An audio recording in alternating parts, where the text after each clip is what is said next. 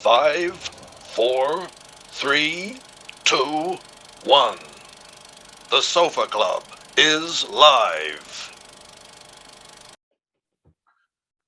Welcome to the Sofa Club, presented by Peccadillo Pictures. Today, we've got a bit of a treat. It's not a treat, it's probably my favourite film of 2019, and it's called Sequin in a Blue Room. You will be seeing an awful lot of Sequin in a Blue Room over the next months. It's probably one of the most influential feature films to come out of Australia in the last decade. I thought I'd start with some big announcements like that. And I'm very confident that when you see it, you'll agree with everything I've said. If you haven't decided to see the film, maybe this Q&A will help you. We've got two of the stars of the film. We've got Simon and Conor with us. And we've also got, as you can see on the screen, Sam, who is the director, but also the co-author of the film. I think you might have guessed I quite like the film, which is probably a good place to start. I say 2019, that feels like a long time ago, because if I remember correctly, when I last looked at the diary, we are now in 2021, I believe. I'm not quite sure what happened to 2020, but maybe we can move over that.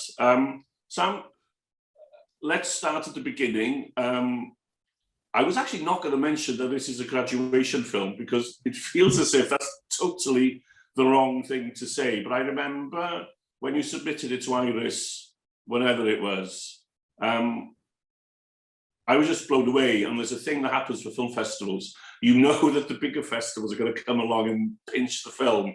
And I remember thinking, I'm not going to fall in love with this because I'm already there. But I'm not going to get too close to the film because the chances of us still having it by October, but obviously you stuck to your guns and you allowed us to screen the film. But it is a graduation film. Yeah. Please explain why have I been sitting and watching absolutely hundreds of graduation films and was looking at my watch for most of it. And at what point did this graduation film become this masterpiece? Well, thank you. That's very lovely. Yeah, it is my graduate film. It's my graduate film from my 2018 master's degree at the Australian Film School. It's actually where I met Simon. And yeah, I never intended to, one, I never intended to be a filmmaker, and two, I never intended to go to film school. I sort of found myself there, and by luck of the chance, I was really sort of taken in and mentored and supported by some incredible Australian directors while I was there. And I guess probably like maybe 2 years into being there, I think they felt as though I was getting bored or looking maybe to do something else, or looking to sort of go off and start making films. And I got pulled aside one day and asked if I wanted to come into the Masters instead. And if I did that, there was a possibility that I could maybe do a longer form piece of work as my graduate film. And I like a challenge. And I had an idea for a film, and I had a writer who I love to work with, Jory Annist. And yeah, it sort of just, we hit the ground running. I knew that I was going to go into doing a master's. It's a 2-year program. We started writing probably like the week before I started the actual course. So we had the script ready. We could go into casting, and then yeah, with a shoestring budget, we ended up being able to make it. And then we went into post, and by the end of the 2-year course, the 2-year masters, we had completed the film. And a few months later, we had it ready for our world premiere at Sydney Film Festival. So it was a marathon. I don't recommend it. In hindsight, it sounds great and it sounds like a dream come true, and it was, but it was also incredibly difficult for everyone involved, and everyone had to, play 4 roles instead of 1. But a lot of passion and a lot of belief in the project. And yeah, the rest, all of the success that the film has gone on to have is humbling, and we didn't expect it. And the fact that it's being released in the UK and we're talking now 2 years later about it is crazy. Well, I think the important thing to remember, I guess, but I have met you, and I think you are a nice person. You have the rest of your career to thank everybody who helped you with this first film. So that's and I'm sure you will as well. Yeah. Can I just ask you, just as a curiosity, I love the idea that you had no intention of being a filmmaker. Yeah. So what exactly did you want to be then? I grew up in like live music, and then I went to acting school and soon found that unlike Conor and Simon, I don't have that talent.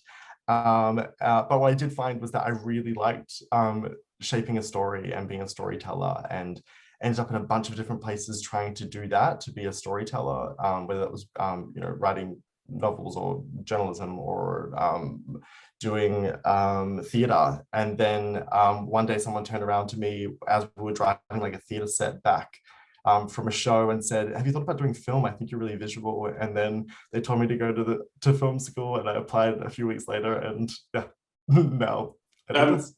At what point did you realise that Conor and Simon were far superior actors to you then? I've known Simon for a really long time. Simon was actually in the first theatre show I ever directed. So he was one of my first ever friends I met in Sydney. And then Conor, I found, only a couple of months before the film, but no, very quickly, both of them showed what they can do. And we actually wrote the role for Simon because my co-writer Jory wrote that play as well. So the role of Tommy was always written for Simon, and then Conor was the unicorn we had to eventually find. Because I mentioned deliberately, you acting, directing, because obviously, Simon, congratulations on being both a filmmaker and an actor, because obviously you had a short film in the Iris Prize last year, and congratulations on that. Well, I'm sure we'll come back to that in a minute. I was going to ask Conor if you could tell us briefly, without giving too much away, what the story's all about. So it's about a 16-year-old boy who uses the alias Sequin online, and when we meet him, he's sort of immersed in online hookup culture in Sydney, and he has a preference for older men. And he gets invited somehow to an anonymous sex party at a place called the Blue Room. And he goes, and there he has an amazing encounter with a stranger who he develops a deep obsession for. And they get separated, and he spends the rest of the film trying to track him down. I will leave it there. I think yeah. We leave it there. It's very sexy, isn't it? It's very kind of, I wouldn't say it's explicit myself, but that maybe I've been watching too many films. But it does deal with sexuality without hiding anything. We have no fade to blacks. The camera doesn't disappear through a window whenever there's sex on the screen. How did you react to that when you were looking at the script? Because obviously, I think it's fair to say you're at the beginning of your career, or you were earlier in your career when the script landed. Did that create any problems? Did you have to think about it? Did you have to talk through, should I do this, should I not do this? No. When I read the script, like all of the sex was clearly for a storytelling purpose. That was very much the atmosphere that was created on set. We were telling a story, and it was refreshing to read something that dealt with queer sexuality, especially adolescent queer sexuality, in a really frank way, and sort of detached from shame or stigma or anything like that. Yeah. So no, there was no hesitation. I read it and I wanted to be involved. And I think Sam's already suggested that the process was quite a long process. How long did you have to spend filming? Did you film it all in one go, or was it one of those projects where you did a couple of weeks here, then there was a gap, you came back 6 months later? How did that work? So you can take that, Sam, if you want. Okay. So it was, I found out I got the role about a month before, I think it was a month before we started shooting in around February of 2018.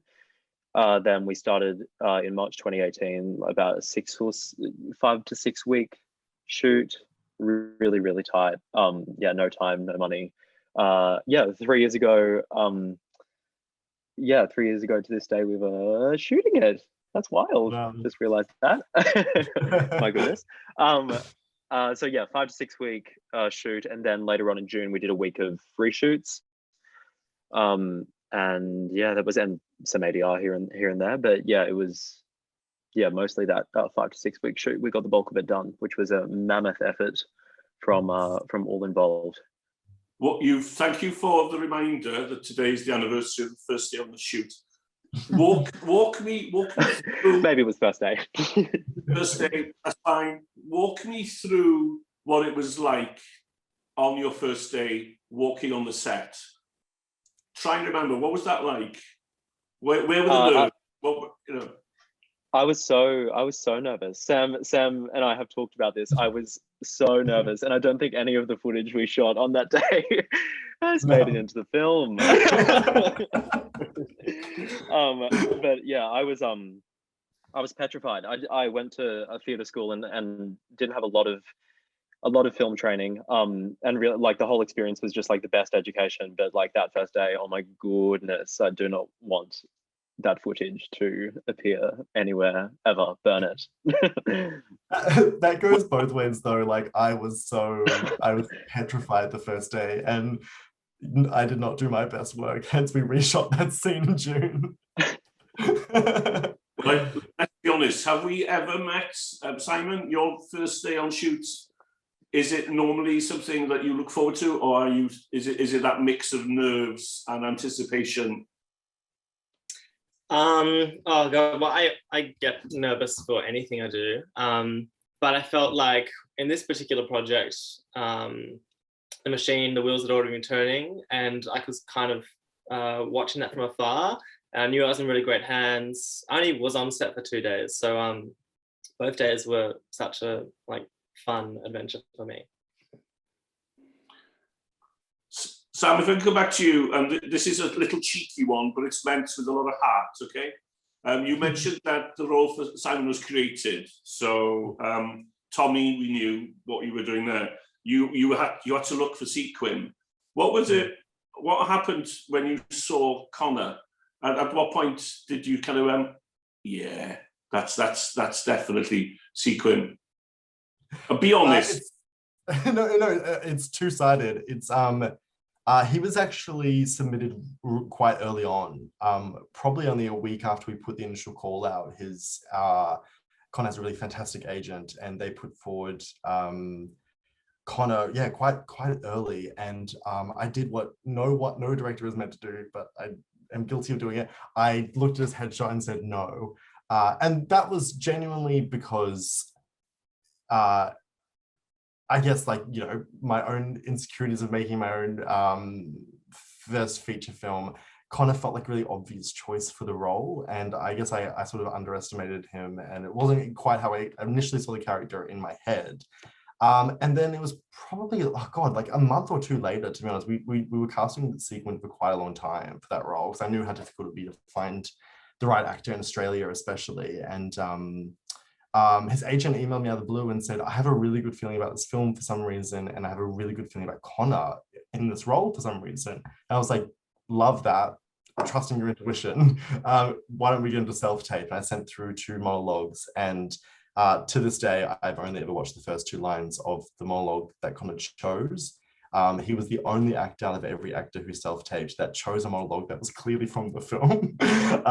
In the first 2 lines, he captured something that was in the writing, but I don't think I was entirely conscious of yet. And that was a self-awareness and a confidence and a calculation in Sequin, where he knew the weight of his presence, but he also knew the weight of his words, and that he could use them very sparingly and still carry an entire scene and carry the attention of another character with very little, because he's aware of his presence. And Conor nailed that in 2 lines. I think, isn't it interesting, in a strange way, one of the main themes of the film, there might be something better further along. And you saw Conor right at the beginning, that's him. But in the back of your mind, you thought, oh, it could be somebody better than this, you know? Yeah, yeah, absolutely. And I was so wrong. We don't want to give too much of the film away either. At what point, I'll start with Sam and then I'll bring in Conor and Simon. At what point did you realise, and don't be shy about this, at what point did you realise this had worked? That this period of no money, bringing it together, that the audience response or festival programmers or whatever it was, at what point did you kind of go, oh, wow, okay, this is something special? Oh, the first time I ever had that feeling where I was like, maybe this will work. Like maybe this has been worth it, was actually when we were shooting. And that changed very quickly once I saw the first cut. But when we were on set and we were shooting, there was this scene that Conor did. It's actually one of the most difficult scenes that I have ever shot, and I'm sure will ever shoot. And I know Conor found it tough as well. It's a violent scene in the film, and it wasn't that. It was the feeling on set, and they weren't even seeing the screen yet. And Conor's performance was so captivating, but I don't even know if I've told Conor this before, but I actually had to remove myself from set because I started crying, and it had such a profound effect on me. And I wrote the scene, and I rewrote the scene like 100 times, and it was that moment for me because I felt that it worked on me, someone who knew it really intimately. I felt that it worked on the crew. And then I also had clicked for the first time just how much of a thriller and a psychological thriller this film really was. And I felt confident in that from that day onward, and that carried through to the editing process where I was really able to bring that to life and really bring out that genre element a lot more. So that was a real turning point for me, I guess. Cool. That's fascinating. So on set, basically. Yeah. See raw material and fantastic actors. Conor, do you have a moment where you realised that investing your time, precious time in this project, that it was worthwhile? That you kind of went, oh wow, this is big. I don't know if I had a moment. Like from the second I read the script, I had a faith in it, and every day on set was like everyone just like collaborated so beautifully. And coming into it like from mostly a theatre background, I was worried that it wouldn't feel like an ensemble sort of thing, that I would sort of feel on my lonesome and everyone sort of in their own department sort of thing. But it was really like an ensemble effort of its own kind. And so the whole thing felt very very worthwhile, very fulfilling creatively. And yeah, I think I didn't have a moment during the shoot because sort of you have a different perspective on it after it's done, and you're sort of so deep in the circumstances and the story, that well in my experience I can't really sort of zoom out and look at the project as a whole on a macro level. Maybe the premiere at Sydney Film Festival, the atmosphere in the foyer and afterward, everyone it was just so much support thrown at the film. So yeah. Simon, would you say it was a premiere? Was it a public occasion where you kind of were able to sit back and look at what you'd played a part in, that this thing was working? Yeah, I mean, I've known Sam for quite a long time now, so I knew early on, and I knew Jory as well, who's the co-writer. I knew early on that it was going to be a worthwhile project to be involved in. And initially I wanted to approach Sam to ask if I could be a runner or an assistant on set. So being told that he'd written Tommy for me was such an honor. Felt very special. And yeah, I know Sam, I know Sam's work, and I knew it was going to be a pretty special film, but I think at Sydney Film Festival as well was when it really dawned on me. I never thought it would get a cinema release in the UK and US. Pretty crazy. Can I just say, as in, I obviously love Sequin, the character, but Toby is one of my favourites as well. I just love, because he's, as you said, he's not on screen that often, but his impact and on the story is, there's hope, isn't there? When we see Toby, and because God, there are bits in the film where we need hope. We need to feel that there's, that there's some light. If we kind of look a little bit at Australia, because I'm a massive fan of work from Australia. I was desperately trying to find any voice that didn't like the film in Australia. Am I right in saying that it's been universally adopted as something rather special? I'm going to read a few things here. It will shock the average cinema audience, yeah, possibly. If you've got problems with explicit depiction of homosexual sex, don't go near it. Yeah, possibly. If you like a challenge and enjoy thought-provoking cinema, this is the one for you. Simply extraordinary. I could go on and on talking about this brings, LGBT storytelling, it's the coming of age, it's maturity. Do you want to elaborate? Anyone want to elaborate on, is it a love affair with Australia and this film, or have I just been reading the wrong websites? Yeah, like I remember we were wrapping up the picture lock of the film, so wrapping up the visual edit of the film, and it didn't have graphics on it or anything just yet. I'd seen them, but they hadn't been put with the film yet, and that's obviously a huge part of the storytelling. And my producer came and watched it for the first time, and afterwards we're having a conversation, and we're just talking, like, we haven't really talked about festivals yet. You always have that mind to it in the edit, but you're focusing on the story.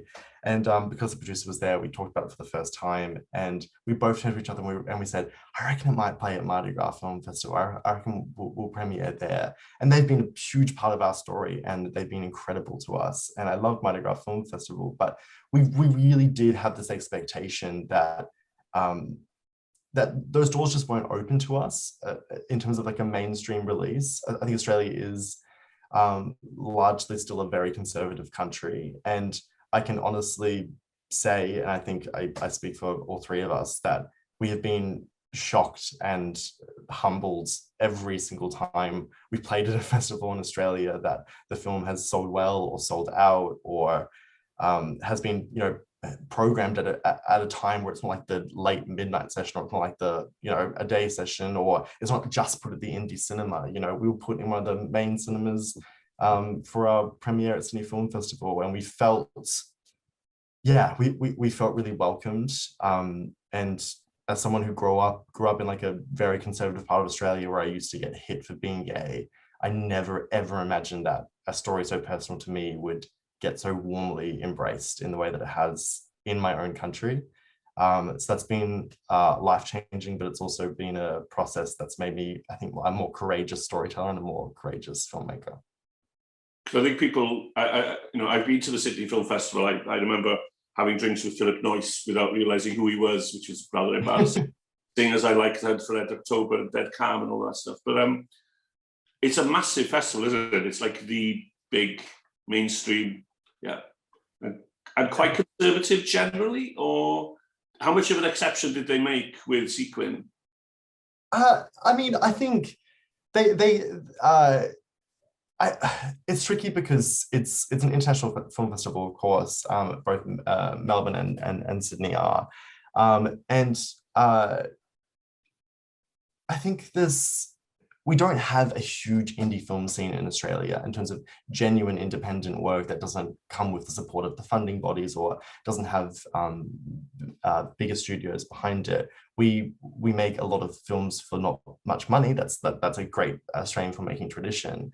But micro budget indie feature filmmaking, I don't think is something that until a recent history that we've really done well, and especially in the queer space. So I think, that year especially was really fantastic, and Sydney Film Festival were really amazing because we weren't the only micro-budget Australian film that was in that year. There were 2 or 3 of us, and we were sort of able to all be together, like the filmmakers, but also our audiences. You know, we would promote their film, they would promote our film, but also we do Q&As together and we do promotion together, and it had this real energy to it, which is all, you know, Sydney Film Festival is entirely responsible for, which was that, oh, this is possible. We need to champion this kind of filmmaking, and that these stories are necessary and important, and that there is that a younger, fresher voice that you know, isn't going to wait around and direct a bunch of shorts and then a TV show and then claw to get the funding to finally make a feature. They're just going to do it. And that's, yeah, I think Sydney Film Festival has been a huge part of seeing more of those be made, because in the 3 years since we made ours, so many have been made, and especially so many queer micro project features. If we sort of just open up the conversation, obviously, you know, you're talking to the UK, I'm in Wales, we've got England, Scotland, we've got, you know, different bits all trying to develop Indigenous stories and all of that stuff. As writers, directors, actors in Australia, can you sort of sketch out to me what the landscape is like work-wise? You know, is it somewhere where you can stay in Australia and make a living, or is it you stay in Australia and then you have to cut your cloth? Is there any kind of push to leave Australia to find work? Because obviously filmmaking is international anyway. So just sort of sketch out. We say start with Conor, you know, as an actor, and then I'll move over to Simon as an actor / director as well. So Conor, where do you envisage being able to pick and choose from Australia, or do you have to think about a slightly bigger playing field? I think that there are a lot of really promising and exciting projects starting to come out of Australia. Like the briefs I get are really exciting. I in November worked on a TV show for a channel we have over here called SBS, and they're like doing some amazing progressive programming, and we're seeing more and more diversity. There is a lot of rejection, and there are down periods, and yeah, that's the industry in Australia is small, but I think it's growing. I don't think I can speak to the arena of filmmaking, but as an actor, it feels like things are developing. Cool. Simon, were you always thinking about being a filmmaker as well as being an actor, you know, that you wanted to be a part of a different section of the storytelling process? Or was it something, is it like an insurance policy, so when the acting dries up, you can go in another slightly other direction? Are you sort of, you know, can you explain a little bit about that choice? Well, I guess it kind of did become that. I really wanted to be an actor and I loved acting. But yeah, I was finding that I would have a lot of periods where I wasn't really doing much. And so I thought I would go to film school and learn about that side of the storytelling craft, and then be able to tell my own stories as well. So that I aren't just waiting, I guess, for an audition or whatnot. Yeah, and somebody who is, you know, say somebody watching this now who's an aspiring filmmaker, do you think it's easier getting favours if you are an actor? So if you're already kind of connected into the industry, that you can, you know, bring people together to, you know, downtime or whatever to help you out? It's hard to answer. I mean, obviously the pandemic's kind of skewed my memory a bit. I haven't really worked on much since that whole shutdown, but I guess it does expand your network a bit, and it's a great skill set to have. So I do really recommend it. Yeah, and I think because you brought up the pandemic, it was very sad that, you know, you couldn't make it to Iris last year, because obviously Iris became like an awful lot of festivals, a virtual festival. So it'll be interesting for all of us, I guess, picking up the pieces. And I'm not going to use the word getting back to normal, because I'm not quite sure what normal means. Sam, if I can ask you, as we're getting towards the end of our talk, Russell T Davies, a big, massive fan of him. Not because he's Welsh, obviously, I'm not that minded. but he recently threw into the arena comments along the lines of wanting to work with gays on a gay project, and he was obviously referring to It's a Sin, an unbelievably well-received story looking at the AIDS situation and guiding us through the whole 80s decade. And there was quite a lot of controversy, quite a lot of soul searching. What's your take on that conversation in a wider context about gays doing gays and whatever that means? Yeah, I think anyone who's in the space of telling queer stories, I think you encounter this conversation constantly, and I think it grows and changes. And I think my own opinion on it has grown and changed. In making Sequin, casting Sequin as someone who was on the queer spectrum was crucial to me. And that wasn't that it was exclusively that. It was important to me because growing up, every single time I would see a queer coming of age film, none of them, or I felt authentically represented my own experience. And that's part of the reason I wanted to make this film in the first place. But what always disappointed me as a young queer person was finding out that it was played by whatever, straight, white generally, Hollywood actor was sort of in the coming up list, and wanted to do something a little bit different. I wanted to break out of their, whatever it is, mold that they were in. And what it came down to was the sheer amount. And it wasn't a case of, oh, that's a shame that one's straight. No, they were all straight. And that became an issue. And then extending further, as I started to become a filmmaker, I started to become a storyteller, I would look at the writers and I'd look at the directors, and I started seeing that same sort of issue. And I think the space that we're in now, or the space that we're maybe finding ourselves coming toward the other end of, is it's about ownership. And it's not about exclusively putting up a wall and saying only gay people can play gay roles, or only gay directors can tell gay stories, or writers, or whatever it is. It's about saying that, no, there needs to be a shift here, and there needs to be at least some sort of equalness, and that the numbers can't be as disparate as they were. And that comes down to especially mainstream cinema. And something like, It's a Sin has experienced incredible mainstream success. And every year, we're generally seeing a queer film in the Oscars talk, and we're seeing queer series on Disney Plus and all the streaming services. And it's a different ballgame now, but it's about getting that to more of an even keel. And I think that's why there's a lot of sensitivity and a lot of people drawing hard lines in the sand. And yeah, I think if anything, that's about raising the conversation and ensuring that we're having it before we lock in our cast and we lock in our crew, and we make those everlasting choices.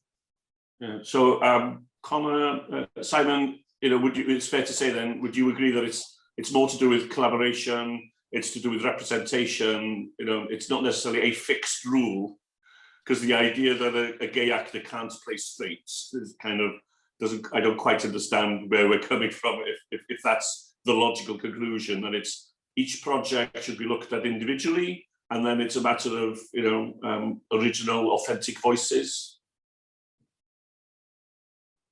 I mean, yeah, I think it is. I think it is a matter of representation. I think it's a matter of which actors have been afforded fluidity historically in terms of who they are on screen. Like, generally, your baseline is straight, white, and male for your ability to transform into a character of particularly a queer character. You think of like Jared Leto in Dallas Buyers Club, for example. But queer actors historically have not been afforded that same fluidity. I think at this point in time, if it is feasible, I think every effort should be made to cast authentically at this point in time. Simon, anything more to add on this conversation? I think Conor and Sam both said it perfectly, so I won't add any more.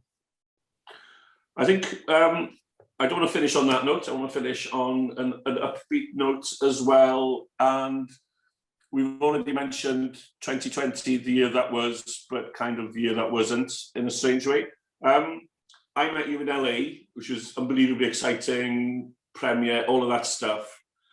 If you could choose, don't worry, Conor, I'm not going to ask for the best festival experience you had, because I know that was but I am going to ask, let's say there's Sequin 2, where would you like to go? Anywhere on this planet of ours with Sequin 2, and what would you do after the premiere? So I'll start with Sam. Do you want to take us somewhere on this wonderful planet of ours? Simon, you go first. I'm not sure. I feel like such a visitor to this project, because really it's Conor and Sam at the helm of this story. So I've been really lucky to come along to some of the festivals when I've been available, and they've always been such a blast. I would love to go to America with these guys again. So let's lock in New York City. New York. Would it help, Simon? Would it help if I said that Sequin 2 is Tommy's story? Okay. We have talked about this, Simon. Remember, we talked about this in LA. It has to be Tommy's story. Yeah. We imagine. Oh my God! Is this an exclusive? Are we hearing the beginning of? Oh. Yeah, you heard it here first. Honestly. Yeah, I'm no longer attached. And the big concern that Sam kind of went like that. Yeah. We've had artistic differences. I think. Where are you going to go with the next film? Which premiere, and what are you going to do afterwards?